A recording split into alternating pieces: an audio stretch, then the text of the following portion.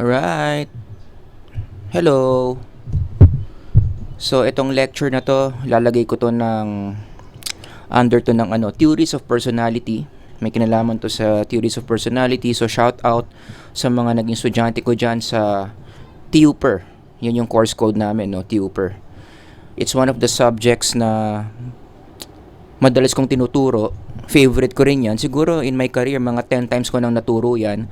So, ang title ng lecture natin is on the Dark Triad Personality. Okay? Usong-uso tong Dark Triad na to. Let's talk about it. Yung Dark Triad of Personality, isa tong personality profile. Or sa Tagalog, isang kaugalian.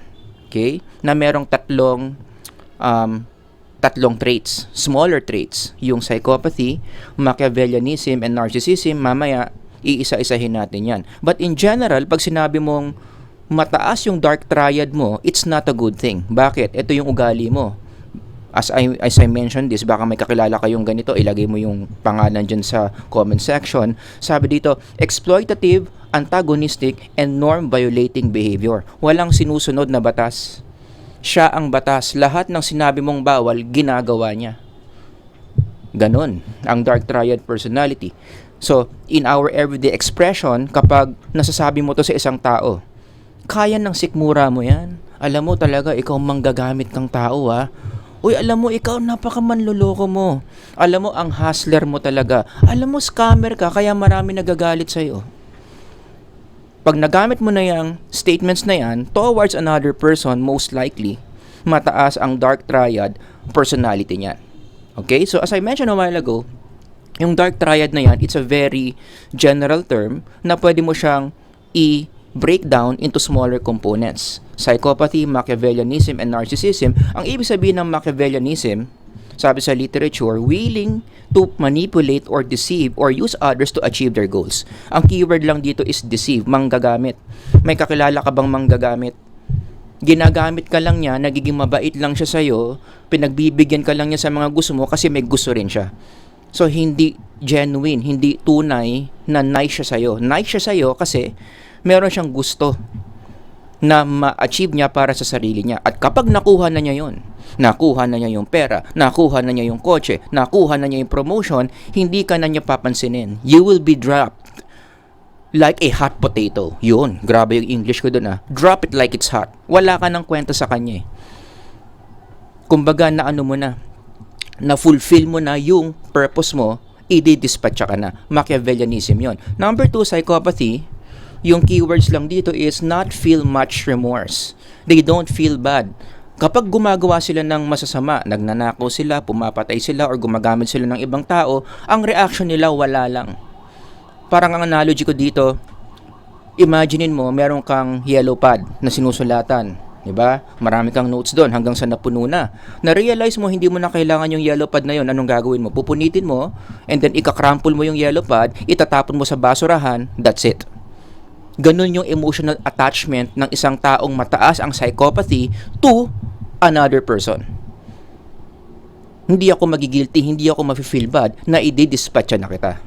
Does that make sense? So, yung number 1, manloloko, gaano kalakas manloko. Number 2, hindi sila nagigilty pag nanloloko sila. Number 3, narcissism, inflated sense of self-importance. Naniniwala sila na yung mga sarili nila super special. To the point, gagawa pa ng mga stories yan na kamag-anak daw nila yung isang VIP. Kadugo raw nila yung isang hari, no, sa European royalty. Kadugo raw niya sa King Henry. Yan, mga ganyan. Para lang mataas yung sarili niya. Ito yung mga taong sobrang yabang. Ito yung mga nagpapababa sa elevator. Nakita niya, papasok siya sa elevator ng maraming tao. Talagang papababain niya lahat. Bakit? Ayaw daw niyang ma-invade yung space niya. May mga taong ganyan. Mga narcissistic. Mataas ang degree of narcissism. Nagigets ninyo? So, yun yung tatlo. Ulitin natin, Machiavellianism, psychopathy, and narcissism. More or less, ito yung mga tao, ito yung mga examples of expressions of those three. Hindi na natin isa-separate yung tatlo, no? Basta i-combine mo yung mga ganong ugali, ganyan yung mga expression yan. Sila yung mga magaling mag-swindle, mga swindlers. Sila yung mga serial killers. Ito yung mga tao na talagang maraming connections sa mga powerful people para lang gumawa ng mga illegal things. Yan, sikat na sikat ngayon yung mga Epstein files na yan. If you are watching Netflix, etong show na to, yung You, 'di ba? Ang story nito, meron siyang trip na babae, lahat gagawin niya. Manloloko siya, papatay siya, magnanakaw siya para lang magustuhan siya nung trip niyang babae. Ganon katindi. Yung mga nagnanakaw ng milyones, tapos nakakatulog ng mahimbing sa gabi, all of these things are expressions of the dark triad personality trait. Now, gusto ko lang pala linawin, no? Hindi ko nasabi going back here. Sa literature, itong dark triad personality, hindi siya clinical case. Which means kapag mataas ka dyan, hindi ibig sabihin meron kang psychological disorder. Kaya nga ang term na ginagamit dyan, this is a subclinical condition. Ibig sabihin, though hindi maganda yung mga pag-uugali na yan, hindi siya enough para masabihan kang may diagnosis ka sa DSM-5. But I hope we all agree, based on these 3 personality traits, hindi maganda, not good, evil yung ganyang set ng kaugalian. Ito yung tipong kapag ganito yung mapapangasawa mo, may ganyang ugali, talagang medyo mag-iisip ka na itutuloy mo pa ba yung relationship mo dito. Ayaw mo ng isang business partner na mataas ang dark triad personality, nakakatakot. Maliwanag. So if you want more information about dark triad personality trait, it's a very busy area of research. Ito yung magandang article na basahin dyan. Nireview nila yung literature on this area for the past 10 years. And also, itong dark triad personality trait na susukat yan. Meron yung mga psychological tools that are standardized para malaman mo kung gaano kataas ba yung dark triad personality mo. Okay? And if I'm not mistaken, pwedeng kunin yung separate scores niyan eh. So, halimbawa ako, gusto kong makita gaano kataas yung dark triad ko, may mga items that will measure Machiavellianism, ito total yon, pati yung psychopathy, ganun din, pati yung narcissism, and then I will be given 3 different scores. Titignan kung dito sa 3, saan ako pinakamataas. Now, in some instruments, other than getting the 3 separate scores, no, kino-combine yung 3 separate scores, ang tawag doon, yun na yung overall dark personality score mo. So, combining all the 3, kamusta ang iyong dark personality trait, i-combine yung 3. Maliwanag. So, ganun yung pagsukat, ganun yung pag-quantify sa personality trait na yan. And also, itong topic na to, it's very popular. Marami ng libro ang nasulat tungkol dyan. I highly recommend itong mga libro na to na basahin nyo. If you are into this area of research, it's a very good topic talaga. Very interesting. Alright? So, itong lecture ko na to, hindi naman siya just a literature review, no, on dark personality trait. Ito yung claim ko in this lecture, that the prevalence of dark triad of personality is spiritually motivated. Ipapaliwanag ko na yung ganyang kaugalian, pag mataas ang dark triad personality mo, most likely, meron niyang spiritual reason. Meron niyang spiritual origin kung bakit dumadami ang mga taong ganyan ang ugali. Okay, so let's start with number 1, the dark triad in the spiritual realm.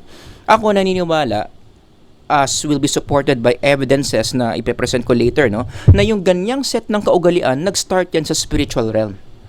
Specifically, the ultimate evil himself, Satan/Lucifer, kailangan nyo munang maintindihan yung history niyan.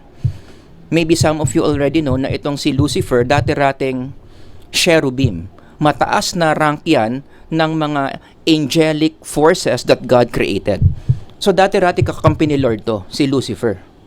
Hanggang sa nagrebelde siya, itong si Lucifer naging mortal enemy of God. Now, in the Bible, saan makikita yung reason kung bakit ba itong si Lucifer naging demonyo? And this is very connected to the dark triad personality, believe it or not. Okay? Eto. If you read the book of Isaiah, i-zoom in natin, you said in your heart, yung you dito is Lucifer, I will ascend to the heavens, I will raise my throne above the stars of God. I will sit on the mount of assembly in the far reaches of the north. Gusto niya itaas yung sarili niya sa Isaiah 14:13. And then punta ka sa verse 14, ituloy mo lang. I will ascend above the tops of the clouds, I will make myself like the Most High. Yan yung gustong mangyari ni Lucifer during this time. Gusto niyang iangat yung sarili niya at ihehilera niya yung sarili niya in the level of God who created him. Ngayon, kung babasahin mo isa-isa itong mga passages na to, as you can see on the screen, it's not so hard to see how etong tatlong ito, psychopathy, Machiavellianism, and narcissism, are very much reflected. Kitang-kita dito sa mga statements, dito sa mga goals ni Lucifer during that time. Halatang halata na mataas ang psychopathy niya, Machiavellianism niya, pati na rin yung narcissism niya. Am I making sense? As in, isa-isahin mo yung mga sentence dyan, more or less papasok yan in these 3 super traits of the dark triad personality. Now, ano ang response ni Lord nung si Lucifer, ganyan yung kanyang goal, ganyan yung pag-uugali niya, hindi naging maganda. I mean, God's response was the following. From the day you were created, you were blameless in your ways until, boom, basa, wickedness was found in you. Yun na yun. So, ang tawag pala ni Lord sa ganyang kaugalian, meron kang dark triad, wickedness. Then ituloy mo dito, your heart grew proud of your beauty. You corrupted your wisdom because of your splendor. So I cast you to the earth. I have made you a spectacle before kings. In other words, when someone in the heavenly realm nagpakita ng dark triad personality, ayaw ni Lord yan. Ang implication niyan is, again, it confirms na yung ganyang kaugalian, it's not good, it's evil in God's sight. Therefore, God gave Lucifer the consequence that he deserves. Pinatapon ngayon siya, pinaalis siya from the presence of God. And as we know, in supernatural psychology, that's one of the things na pinakamatinding pwedeng mangyari sa psyche. Kapag nawala ka, lumayo ka from the presence of your Creator. Okay? So, it started there. Merong isang spiritual being in the heavenly realms nagpakita ng dark triad personality. Paano napunta sa mundo yung ganyang kaugalian? Punta na tayo sa part 2. The dark triad in the human realm. Kanina, spiritual realm, talon tayo sa human realm. Dahil ang demonyo galit sa Diyos, paulit-ulit to sa ibang lectures ko, no? Ang naging goal niya, sirain ang mga tao who are created in the image of God. Para sa kanya, yun yung best way para makaganti siya doon sa Diyos na nagpatapon sa kanya sa lupa. Sisirain ko yung paborito mong creation who are human beings. So, ano yung paraan niya? In connection to what he did in the heavenly realm, eto na. I'm going to teach humans the pattern that will surely destroy them. At ano yung pattern na yon? The dark triad personality. So yun ngayon yung naging strategy niya. Pupunta ako sa lupa, lalapitan ko yung mga tao in the earthly realm. Kasi mga human beings to. We are embodied spiritual creatures. Pero yung body natin nakatira dito sa earthly realm, pumunta ang demonyo dito. Yun yung naging goal niya. Tuturuan ko ng personality traits ng dark triad ang mga tao kasi alam ko na kapag ang mga tao naging ganyan, lalayo sila from the presence of God. And how did the devil know? Siya mismo naka-experience niyan eh. Pinairal niya yung dark triad niya, boom, spiritually nasira siya. So yun ngayon, yung gagawin niya sa mga tao. And where did he start? Garden of Eden. Kung titignan niyo yung temptation niya kay Eve, pinapataas niya yung dark triad personality ni Eve. Sabi niya kay Eve, wag kang mag-hesitate na kainin yung fruit. Okay lang yan, kainin mo yan. Hindi totoong mamamatay ka. Because the moment that you eat of the fruit, everybody read, anong sinabi dito? Your eyes will be opened and you will be like God, knowing good and evil. Yung statement na yon, you will be like God, it's one of the expressions of the three. Kayo na lang bahala mag-decide kung saan papasok yon. Wanting to be like God, is that psychopathy, Machiavellianism, or narcissism? Seatwork niyo yan sa mga sarili ninyo. Talon tayo sa New Testament, when the devil tempted Jesus, yung last temptation niya kay Jesus, yung feeling niya pinakamalakas. Pero syempre, pumalpak pa rin siya, no? Jesus was not tempted. Ito yung atake niya kay Jesus. The devil took Jesus in a very high mountain and showed him what? Everybody read. All the kingdoms of the world and their glory, I will give it all to you, he said, if you will only bow down and worship me. Ibibigay ko lahat sa iyo to. Pero, bago ko ibigay, sambahin mo ako. Again, yung ganyang kagustuhan ng tao na sambahin siya, i-glorify yung sarili niya. Saan kaya papasok yan? Psychopathy, Machiavellianism, or narcissism? You decide. And of course, punta tayo sa 12 disciples. Pinasok ng demonyo si Judas. Then Satan entered Judas, called Iscariot, one of the 12, and Judas went to the chief priests and the officers of the temple guard and discussed with them how he might betray Jesus. So, shinape ng demonyo yung behavior ni Judas para tumugma dito sa isa sa mga dark triad na yan. Again, yung ginawa ni Judas na binetray niya si Jesus.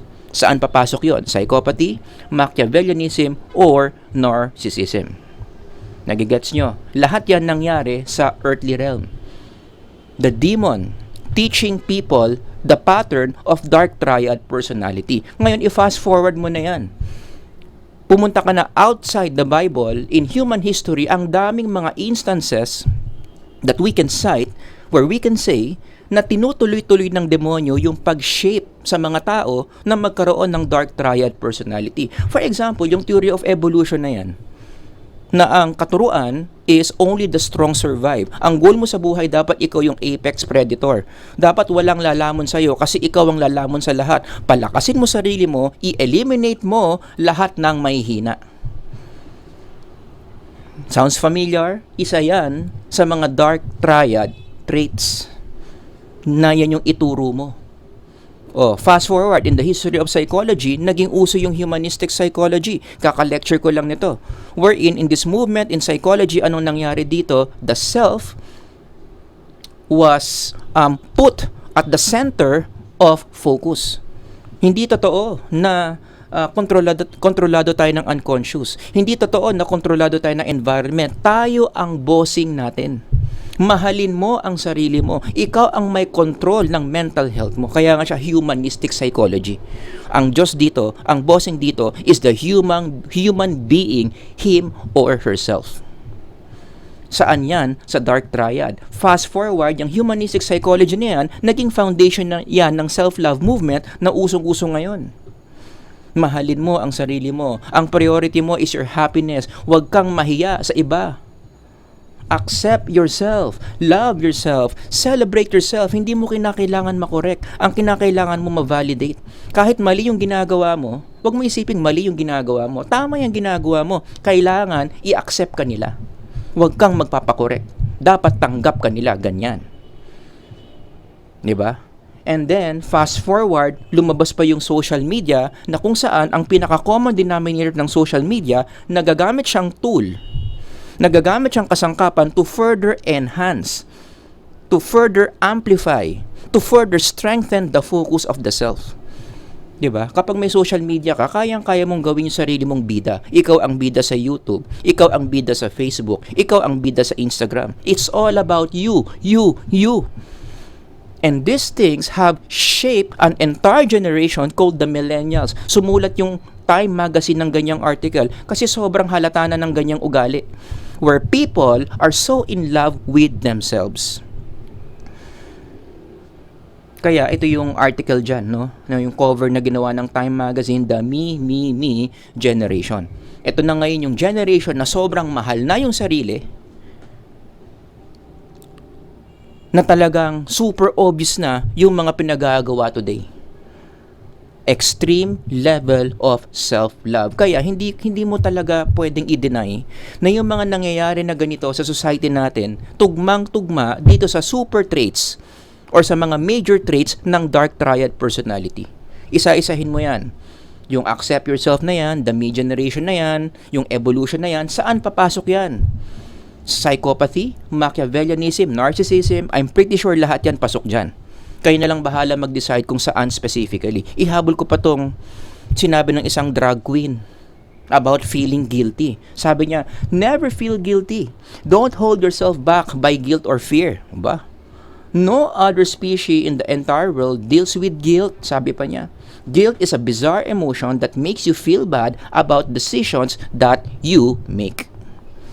Oh my goodness. Ito talaga obvious na obvious. These words coming from a drag queen, tugmang-tugma yan dito sa dark triad personality. That's why in closing, let me just give you a very uncomfortable question. So tingin nyo, is the dark triad of personality being normalized today? Etong supposedly na masama na mga ugali, psychopathy, Machiavellianism, narcissism, posible kaya na ito pa yung pinopromote in today's society? Ito pa yung kinoconsider natin character strength. The more you are like this, the better person you are. And personally, based on my observation, based on my careful analysis of what's happening in our everyday society, ang sagot ko dyan, yes. Talagang it's undeniable itong ganitong ugali na normalize at hindi maganda. Pero in the eschatological level, in the Bible, when we talk about the end times, sa tingin ko, talagang hindi maiiwasan na mangyayari to. In fact, pwede mong gamitin yung dark triad personality as a predictor.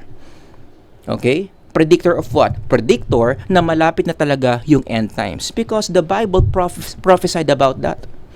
Isa raw sa mga mangyayari kapag malapit na yung end times, Christ is about to come, is tataas yung traits ng dark triad personality such as what's written in 2 Timothy. Basahin nyo yan.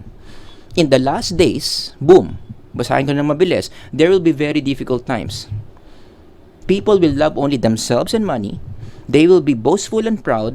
They will scoff at God. They will be disobedient to their parents. They will be ungrateful, cruel, and hate what is good. They will betray their friends. They will be reckless and puffed up with pride. They will love pleasure rather than God. I-combine mo lahat ng sinabi dyan. Kada isang sentence dyan, tugmang-tugma, swak na swak in any of these three. Psychopathy, Machiavellianism, and narcissism. And again, this is the norm today. Ito na yung masama na nagiging mabuti in today's culture. Which again tells us that maybe, just maybe, I might be wrong, I'm just theorizing here, na malapit na talaga ang end times because these things are so clearly seen today.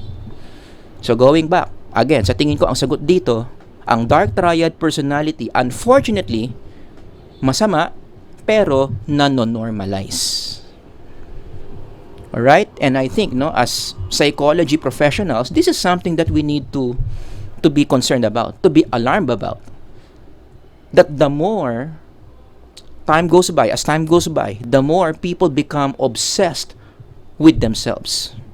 At akala ng marami, syempre, yung kultura natin, anong interpretation dyan, loving the self is good. That loving the self is a virtue. Pero panoorin na lang yung ibang lecture ko to that wherein I said na yung ganyang love of the self is actually not good. It destroys us psychologically kasi sabihin ko lang isang reason dito because to tell you the truth, our psyche that God has given us, it's not designed to love the self. The more you love yourself, the more you emphasize yourself, the more you highlight yourself, mas maraming mga hindi magagandang nangyayari sa atin in the psychological level.